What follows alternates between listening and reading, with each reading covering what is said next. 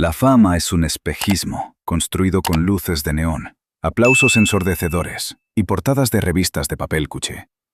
Nos deslumbra tanto que, a menudo, nos ciega ante la verdad más absoluta y hermosa. Detrás de cada ídolo inalcanzable, respira un ser humano de carne, hueso, dudas y hambre. Un ser humano que sangra cuando se corta, que llora cuando la soledad le muerde los talones en la madrugada y que anhela las cosas más simples y puras que el dinero no puede comprar. Hoy, en Corazón Español, vamos a arrancarles las máscaras de oro a tres leyendas inmortales. Vamos a caminar por las calles ruidosas de la Ciudad de México para ver a la mujer más arrogante y bella del mundo sentada en un taburete de plástico, manchándose los dedos de grasa. Vamos a apagar las luces del estudio de televisión más famoso de América para sentir el silencio aplastante que envuelve a un gigante cuando el show termina para siempre.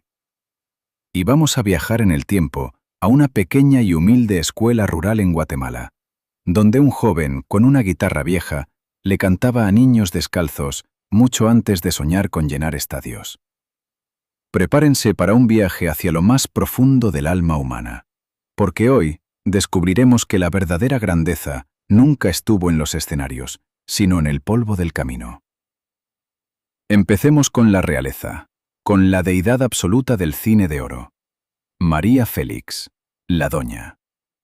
Imaginen a esta mujer, una fiera de ojos negros, ceja levantada y voz ronca que paralizaba a los hombres con solo mirarlos. María no caminaba, ella desfilaba.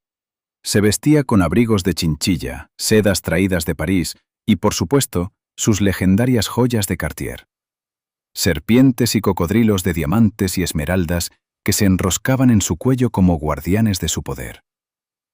Era el símbolo máximo del lujo, la arrogancia y el glamour inalcanzable. Pero María, debajo de toda esa armadura de oro brillante, era profundamente mexicana. Y su paladar no entendía de estrellas Michelin. Cuéntanos que la conocieron bien, que después de asistir a las galas más exclusivas, donde cenaba caviar y bebía el champán más caro del mundo, a la doña le entraba un antojo que no podía reprimir. Salía de las fiestas de madrugada, impecablemente vestida, oliendo a perfume francés carísimo, subía a su coche y le ordenaba a su chofer: «Llévame a los tacos». Imaginen la escena, porque es digna de una película surrealista. Una calle oscura en la Ciudad de México. El vapor caliente subiendo de un carrito de lámina iluminado por un solo foco de luz amarilla. El olor penetrante a carne asada, a cilantro fresco, a cebolla picada y a salsa roja picante inundando el aire frío de la madrugada.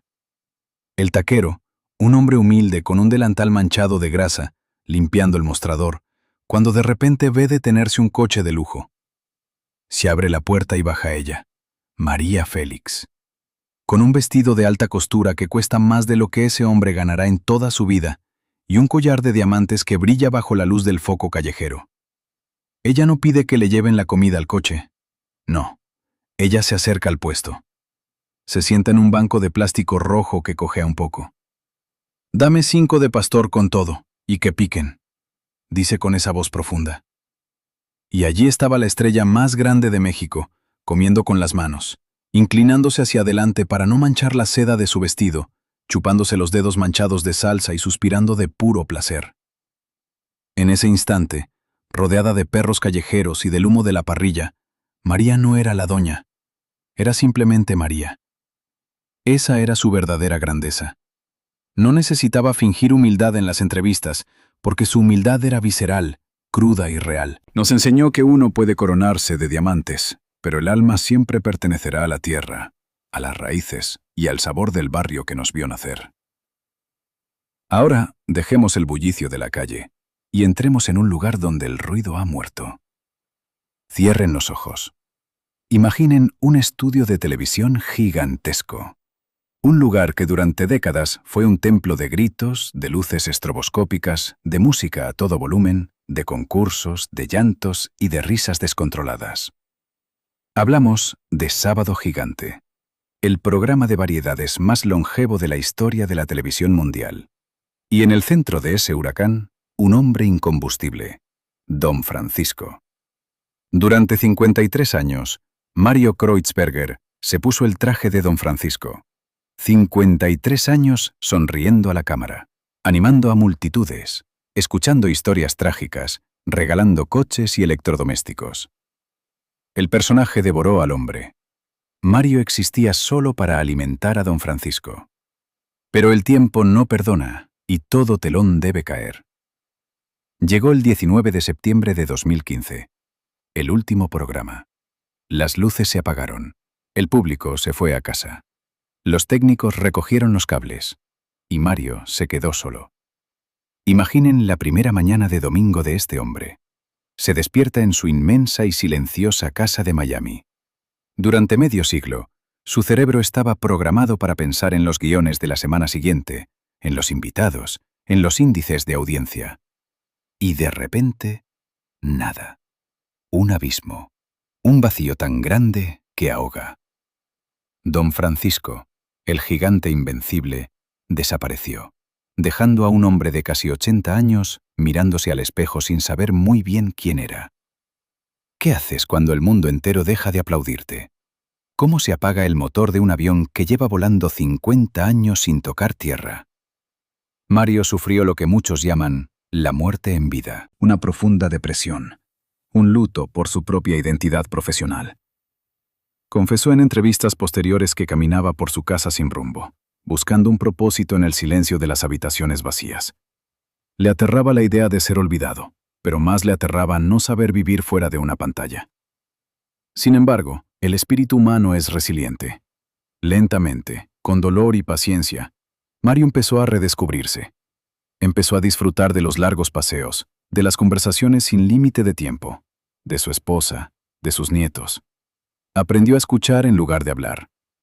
La lección que nos deja el fin de Don Francisco es brutal, pero necesaria. Nuestro trabajo no es nuestra identidad. Los aplausos siempre se terminan, las luces siempre se apagan, y cuando eso ocurre, lo único que te salva de la locura es tener un alma cultivada en el amor y en el silencio familiar. Y hablando de cultivar el alma, viajemos a los inicios de otro gigante, a un lugar donde no había diamantes ni cámaras de televisión. Nos trasladamos a la Guatemala profunda, a los años 80, a un pequeño pueblo rural rodeado de selva, humedad y montañas. En una escuela humilde, con paredes de adobe descascarado, techo de lámina que hacía un ruido infernal cuando llovía, y pupitres de madera astillada, había un joven maestro. Era alto, desgarbado, con el pelo un poco largo y una mirada profunda. Su nombre era Ricardo Arjona. Hoy lo conocemos como el poeta urbano que llena estadios desde Argentina hasta España, el hombre que le canta a las mujeres de 4 décadas y a los taxis. Pero antes de las multitudes, su único público eran 30 niños campesinos. Algunos de esos niños caminaban kilómetros descalzos por caminos de tierra solo para llegar a su clase. Llegaban con hambre, con los pies sucios y con la mirada cansada de quienes nacen con el destino en contra. Ricardo, que entonces era solo el profe Ricardo, se dio cuenta muy pronto de que enseñarles historia o matemáticas tradicionales era casi un insulto a su realidad. Así que hizo algo diferente. Llevó su vieja guitarra a la clase. En lugar de dictar lecciones aburridas, empezó a cantarles. Usaba la música para explicarles geografía, para enseñarles a sumar, para contarles historias de héroes y de lugares lejanos que quizás nunca verían con sus propios ojos. La guitarra se convirtió en su pizarra, y su voz en la tiza que dibujaba esperanza en la mente de esos pequeños. Imaginen la intimidad de ese momento. El polvo flotando en los rayos de sol que entraban por la ventana sin cristales. El silencio absoluto de los niños, hipnotizados por las melodías de su maestro. Arjona ganaba un sueldo miserable. No había glamour, no había groupies, no había fama. Pero en esos años de tiza, polvo y pobreza, Ricardo forjó su verdadera identidad. Aprendió a observar los detalles más minúsculos de la vida cotidiana. Aprendió a escuchar las historias de las madres solteras, de los trabajadores cansados, de los corazones rotos del pueblo. Cuando Ricardo finalmente dejó la escuela para perseguir su sueño musical, no se fue con las manos vacías. Se llevó consigo el alma de la calle, la empatía por los olvidados y la capacidad de convertir lo ordinario en poesía. Nos enseñó que antes de poder cantarle al mundo, Primero hay que aprender a escuchar el silencio de los que no tienen voz. 3 vidas monumentales. 3 escenarios completamente distintos. María Félix, que encontró la verdadera corona de su imperio en un humilde taco de la calle, demostrando que la autenticidad es la joya más valiosa que un ser humano puede poseer. Mario Kreutzberger, que tuvo que aprender a sobrevivir al ensordecedor silencio después de medio siglo de ruido, enseñándonos que la vida real comienza cuando se apagan las cámaras. Y Ricardo Arjona, el maestro que descubrió la poesía en las libretas rotas de sus alumnos antes de escribirla en discos de platino. Miramos a estas estrellas y a menudo las envidiamos, deseando tener una fracción de su dinero o de su éxito. Pero si prestamos atención, si rascamos la superficie de su leyenda, nos damos cuenta de que sus momentos más felices, profundos y transformadores nunca ocurrieron bajo los reflectores. Ocurrieron en las calles manchadas de grasa, en la quietud dolorosa de un hogar vacío y en las aulas olvidadas de un país herido. Como autor de esta historia, me parece absolutamente fascinante y poético ver cómo la humanidad desnuda de estos ídolos, sus miedos, sus antojos y sus principios, siempre termina eclipsando a sus propios e inmensos mitos, recordándonos que todos, sin importar cuán alto volemos, siempre necesitaremos tener los pies hundidos en la tierra para poder sentir que estamos vivos.